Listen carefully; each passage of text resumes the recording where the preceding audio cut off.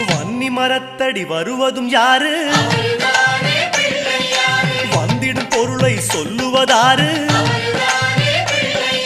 அவன் பொறி கடலை கேட்பது யாரு? நிதிமதி நிம்மதி தருவது யாரு? எருக்கம் மாலை கேட்பது யாரு? பிணக்கம் நீக்கும் சாமியும் யாரு?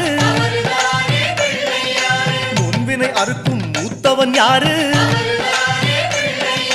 அவரும் வாழ்வது எங்க?